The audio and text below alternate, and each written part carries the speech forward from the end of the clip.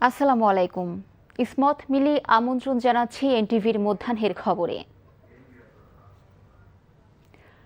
রাজস্ব আয় বাড়ানোর পাশাপাশি বিভিন্ন সংস্থা ও দপ্তরের অপ্রয়োজনীয় খরচ কমানোর উদ্যোগ নেওয়া হয়েছে বলে জানিয়েছেন প্রধানমন্ত্রী তারেক রহমান। সকালে রাজধানীর বাংলাদেশ চীন মৈত্রী সম্মেলন কেন্দ্রে আয়োজিত রাজস্ব সম্মেলন 2026-এ প্রধান অতিথি হিসেবে যোগ দিয়ে প্রধানমন্ত্রী একথা বলেন। জানান, অন্তর্বর্তী সরকারের সময় রাজস্ব কর্মকর্তাদের দণ্ডের বিষয়টি বিবেচনা করা হবে। অর্থ মন্ত্রণালয়ের অভ্যন্তরীণ সম্পদ বিভাগ ও জাতীয় রাজস্ব বোর্ড এনবিআর যৌথভাবে এ সম্মেলনের আয়োজন করেছে। এতে এনবিআর এর ঊর্ধ্বতন কর্মকর্তা ও সংশ্লিষ্ট কর্মকর্তারা অংশ নিয়েছেন। রাজস্ব আহরণ বাড়ানো, কর ব্যবস্থাপনা আরও কার্যকর করা এবং দেশের অর্থনীতির প্রয়োজনীয় রাজস্ব সংস্থান সহ সংশ্লিষ্ট বিভিন্ন বিষয়ে সম্মেলনে আলোচনা হয়েছে।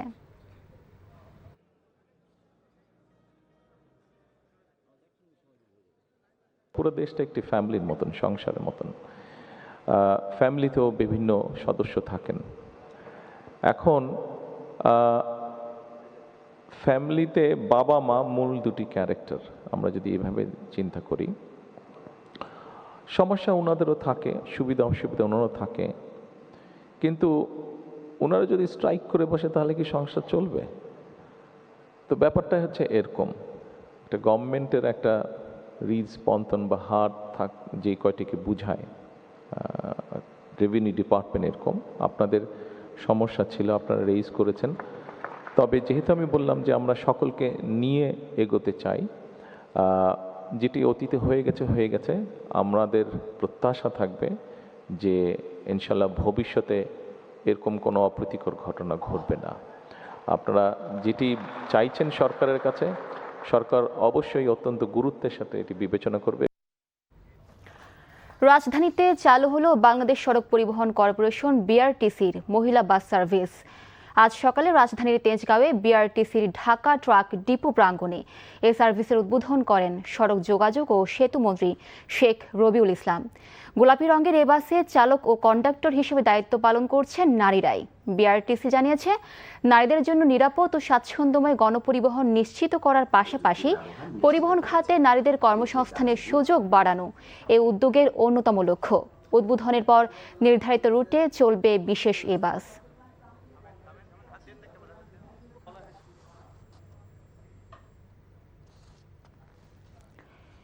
এই মুহূর্তে অনুষ্ঠানের স্থলে আছেন স্টাফ করেসপন্ডেন্ট নাহিদ প্রিন্স। আমরা সরাসরি চলে যাচ্ছি তার কাছে।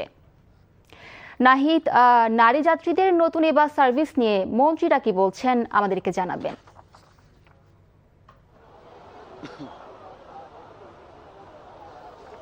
মিলি, নারী যাত্রীদের নিয়ে এই যে বাস সার্ভিস চালু হয়েছে আজকে, সেটি নিয়ে মন্ত্রীরা বলছেন যে এটি তাদের নির্বাচনী ইশতেহারে ছিল যে নারীদের ক্ষমতায়ন এবং কর্মসংস্থান বৃদ্ধিতে তারা যে কাজগুলো করবেন সেটির মাইলফলক ছুঁতেই মূলত আজকে এই পিঙ্ক বাস সার্ভিস চালু করেছে, যেটি চলবে রাজধানীর 10টি রুটে চলবে। এছাড়া চট্টগ্রাম ও বগুড়ায় 2টি করে বাস তারা নির্দিষ্ট লাইনে তারা পরিচালিত করবে। তো এই বাস সার্ভিস চালু করার কারণে যেসব নারীরা সকালে সেই ভিড় ঠেলে গণপরিবহনে যাতায়াত করে, তারা সেখানে অনেকটাই স্বাচ্ছন্দ্যে যাতায়াত করতে পারবে। তাদের ধারণা, আরও যদি বাস বৃদ্ধি পায়, 10টি বাস বিভিন্ন রুটে চলবে রাজধানীতে, তবু যদি আরও বাস বৃদ্ধি পায় সেক্ষেত্রে নারীরা আরও স্বাচ্ছন্দ্যে এই যাত্রা তারা করতে পারবেন। এছাড়া স্কুলগামী শিক্ষার্থীরা রয়েছে, কারণ এই বাসের একটি বিশেষায়িত হলো, সেটি হলো নারী চালক, নারী সুপারভাইজার এবং নারী হেল্পার, 3 জনই নারী। এছাড়া যাত্রী যারা থাকবেন তারা সবাই নারী। বাস দোতলা বাস, এই আমরা দেখছি যে এখানে যারা চালক রয়েছে তারা বিভিন্নভাবেই প্রশিক্ষিত, কারণ তারা বলছিলেন যে 6-7 বছর ধরে তারা রাজধানীতে বিভিন্ন গাড়ি তারা চালিয়ে এসেছেন এবং এই বিআরটিসি ভবনে তারা এই 2 থেকে 3 মাস তারা টানা প্রশিক্ষণ নিয়েছেন এই বাস পরিচালনা করার জন্য। তো সব কিছু মিলিয়ে এই যে বাস আজকে চালু হলো, সেটি তারেক রহমান দেশের প্রধানমন্ত্রী তার নির্বাচনী ইশতেহারে এটি ছিল যে তারা চাচ্ছেন নারীর ক্ষমতায়ন নিশ্চিতে যেসব কাজ করা দরকার, কারণ নারীরা অনেক ক্ষেত্রে পুরুষের চেয়ে পিছিয়ে আছে। তো নারীদের ক্ষমতায়ন বৃদ্ধিতে মূলত এই বাস ডিপো তারা চালু করেছে। বিআরটিসি বাস আজকে থেকে রাজধানীর বিভিন্ন রুটে চলবে। যেসব নারী যাত্রীরা রয়েছে তাদেরকে একটি মেসেজ দেওয়ার জন্য বলেছে তারা যেন স্বাচ্ছন্দ্যে এই বাস ব্যবহার করে। এছাড়া কোনো ত্রুটি বা কোনো কিছু সমাধান যদি দরকার হয় সেটি যেন তারা সেটিও দাবি তোলে এবং তারা যেন জানায় সে বিষয়ে যে কি পরিবর্তন আনলে নারীরা আরও এই সেবা নিশ্চিত করতে পারবে। তো মন্ত্রীরা কথা বলেছেন কিছুক্ষণ আগে, তারা বলছেন যে এই বাস সেবা চালু করার কারণে যেটি হবে যে এই সকালে যে নারী যাত্রীরা ঠেলাঠেলি করে তারা গণপরিবহন ব্যবহার করেন, এছাড়া তারা যে হয়রানির শিকার হন নানাভাবে, সেই হয়রানি থেকে তারা মুক্তি মিলবে তারা বলছিলেন। তো এই ছিল আমার কাছে মিলি সবশেষ। জানছিলাম রাজধানীতে পিঙ্ক বাস সার্ভিস উদ্বোধন অনুষ্ঠানের খবর। টানা বৃষ্টিতে চট্টগ্রাম নগরীর বিভিন্ন এলাকায় আবারও দেখা দিয়েছে জলাবদ্ধতা। এতে দুর্ভোগে পড়েছেন সাধারণ মানুষ, পথচারী ও শিক্ষার্থীরা। সকালে ভারী বৃষ্টিতে নগরীর জলাবদ্ধতা পরিস্থিতির সৃষ্টি হয়। নগরীর কাতালগঞ্জ, রাহাত্তারপুল, বাকলিয়া, চকবাজার, নিউ মার্কেট, রিয়াজউদ্দিন বাজার, কাপাসকুলার বিভিন্ন এলাকায় কোথাও হাঁটু সমান পানি জমেছে। তবে বৃষ্টি কমে আসার সাথে সাথে সড়ক থেকে পানি সরে গেলেও নিচু এলাকার বিভিন্ন বাড়ির নিচ তলায় পানি জমে থাকায় অধিকাংশ মানুষের দুর্ভোগে দিন কাটছে। আবহাওয়া বিভাগ জানিয়েছে, বঙ্গোপসাগরের সৃষ্ট লঘুচাপের ও সক্রিয় মৌসুমী বায়ুর প্রভাবে চট্টগ্রামে আগামীকাল পর্যন্ত ভারী বৃষ্টিপাতের সম্ভাবনা আছে। এতে পাহাড় ধসের আশঙ্কাও আছে।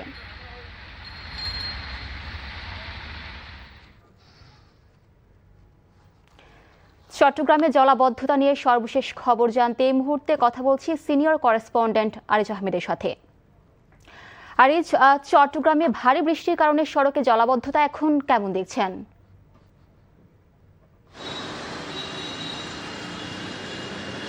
হ্যাঁ মিলি, চট্টগ্রামে গত কয়েকদিন ধরে ভারী বৃষ্টিপাত হচ্ছে। তবে রাতে বৃষ্টির পরিমাণ থাকে বেশি এবং দুপুরের পরে কিছুটা কমে আসে। বৃষ্টি কমার সাথে সাথে সড়ক থেকে আসলে পানিগুলো নেমে যায়, এই কারণে সড়কে যান চলাচল স্বাভাবিক হয়। কিন্তু যেই সব চট্টগ্রামের নিচু এলাকা আছে সেখানে কিন্তু অনেক বাসাবাড়িতে কিন্তু এখনও পানি আছে এবং এই সব বাসাবাড়িতে পানি ওঠার কারণে মানুষের দীর্ঘ একটা দুর্ভোগে পড়েন এরা। আমরা বেশ কয়েকটি এলাকায় গিয়েছি, এই পানিগুলো আসলে গত রাত থেকে আছে এবং এখনও পর্যন্ত আছে এবং সকালে আবার ভারী বৃষ্টিপাত হয়েছে, সেই কারণে পানির সরছে না, সেই কারণে মানুষের দুর্ভোগটা বেড়েছে। আপনি জানেন যে চট্টগ্রামে বৃষ্টিপাত হলে দুই ধরনের সংকট তৈরি হয়। একদিকে পাহাড় ধসের আশঙ্কা থাকে এবং পাহাড়ে যারা থাকে তারাও সংখ্যার মধ্যে থাকে, আবার যারা নিচু এলাকায় যারা বসবাস করে তাদেরও এক ধরনের শঙ্কা এবং দুর্ভোগ দুইটাই মিলে যায়। তো আপনি জানেন যে চট্টগ্রামে প্রায় 4টি সংস্থা পানি জলবদ্ধতা নিরসনের জন্য কাজ করছে। এর মধ্যে বড় ধরনের যেই কাজটি হচ্ছে সেটি চট্টগ্রাম সিডিএ উন্নয়ন কর্তৃপক্ষ করছে এবং এটি প্রায় 10 বছর ধরে চলছে এবং এখনও পর্যন্ত শেষ হয়নি। তবে আরও 2% কাজ শেষ করতে আগামী বছরের ফেব্রুয়ারি মাস পর্যন্ত সময় লাগতে পারে, এমনটি জানিয়েছেন প্রকল্প পরিচালক। মিলিয়ে ছিল এখানকার সর্বশেষ। জানছিলাম চট্টগ্রামে জলাবদ্ধতা সম্পর্কে। চট্টগ্রামে সীতাকুণ্ডের ভাটিয়ারিতে ফেরদৌস স্টিল শিপ ব্রেকিং ইয়ার্ডে 9 শ্রমিক নিহতের ঘটনায় দুর্ঘটনা কবলিত জাহাজটি এখনও গ্যাস মুক্ত করা যায়নি। ফলে জাহাজের ভেতরে কিংবা একেবারে কাছাকাছি গিয়ে তদন্ত করার মতো পরিস্থিতি এখনও তৈরি হয়নি। আজ সকালে শিল্প মন্ত্রণালয়ের অতিরিক্ত সচিবের নেতৃত্বে তদন্ত কমিটি প্রধান অতিরিক্ত সচিব একেএম বেঞ্জামিন রিয়াজি সহ 3 সদস্যের তদন্ত কমিটি ঘটনাস্থল পরিদর্শন করেন। তদন্ত কমিটির সদস্যরা জানান, সরকার হতাহতের এই ঘটনাকে বেশ গুরুত্ব দিয়েছে। যারা নিহত ও আহত হয়েছেন তাদের জন্য ক্ষতিপূরণের ব্যবস্থা করা হয়েছে। কী কারণে এই ঘটনা ঘটেছে, কোথায় কোনো ত্রুটি বা বিচ্যুতি ছিল বা কারো অবহেলা ছিল কিনা তা খতিয়ে দেখা হচ্ছে। বিএনপির নবনিযুক্ত স্থায়ী কমিটির সদস্য রুহুল কবির রিজভী আহমেদ বলেছেন, নির্বাচনী ইশতেহার পূরণের জন্য সরকার কাজ করছে। 6 মাসে 2.5 কোটি গাছের চারা রোপণ, খাল খনন, কৃষি কার্ড ও ফ্যামিলি কার্ড বিতরণ ও মসজিদের খতিব ও মুয়াজ্জিন সহ বিভিন্ন ধর্মের পুরোহিতদের ভাতা সহ বেশ কয়েকটি প্রতিশ্রুতি বাস্তবায়ন করছে সরকার। তিনি জানান, সরকারকে সহায়তা করতে নতুন করে বিএনপির স্থায়ী কমিটিতে 4 জনকে অন্তর্ভুক্ত করা হয়েছে। সকালে শেরে বাংলা নগরে শহীদ প্রেসিডেন্ট জিয়াউর রহমান ও বেগম খালেদা জিয়ার মাজারে ফুল দিয়ে শ্রদ্ধা জানানো শেষে সাংবাদিকদের এসব কথা বলেন রিজভী আহমেদ। এ সময় তার সাথে ছিলেন নবনিযুক্ত স্থায়ী কমিটির অন্য সদস্য আমানুল্লাহ আমান, ইসমাইল জবিউল্লাহ এবং ডাক্তার ফরহাদ হালিম ডোনার। রিজভী আহমেদ বলেন, বিএনপি চেয়ারম্যান তারেক রহমান প্রধানমন্ত্রী হিসেবে যে অগ্রাধিকার কর্মসূচি দিয়েছেন তা বাস্তবায়নের চেষ্টা করবেন তারা।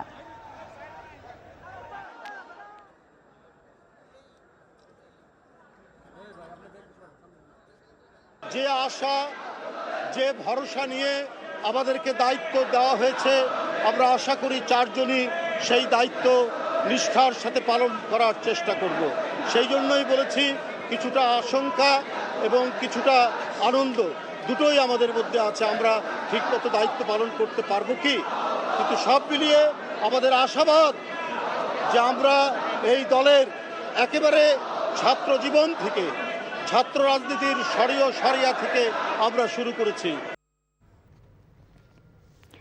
স্থানীয় সরকার প্রতিমন্ত্রী মীর শাহে আলম বলেছেন, চলতি বছরে স্থানীয় সরকার বিভাগের 5টি নির্বাচন অনুষ্ঠিত হবে। এতে বাজেট ধরা হয়েছে 6,000 কোটি টাকা।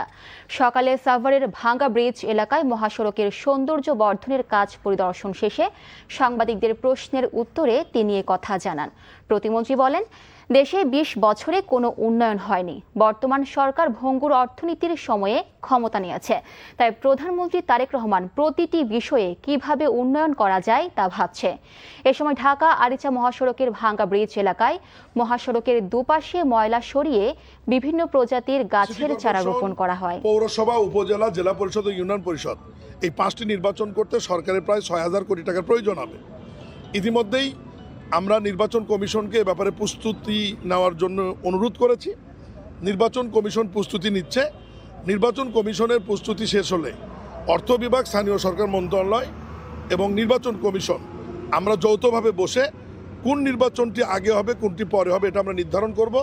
তবে চলতি অর্থ বছরে স্থানীয় সরকারের 5টি নির্বাচনই সম্পূর্ণ হবে ইনশাআল্লাহ। এই ছিল মধ্যাহ্নের খবরে। এই খবরের ভিডিও সহ আপডেট জানতে ভিজিট করুন এনটিভি অনলাইন www.ntvbd.com। এছাড়াও এনটিভির জনপ্রিয় সব অনুষ্ঠানের খবরের আপডেট জানতে ভিজিট করুন আমাদের ইউটিউব ও ভেরিফাইড ফেসবুক পেজে। 2টায় দুপুরের খবর দেখার আমন্ত্রণ রইল। ধন্যবাদ সবাইকে।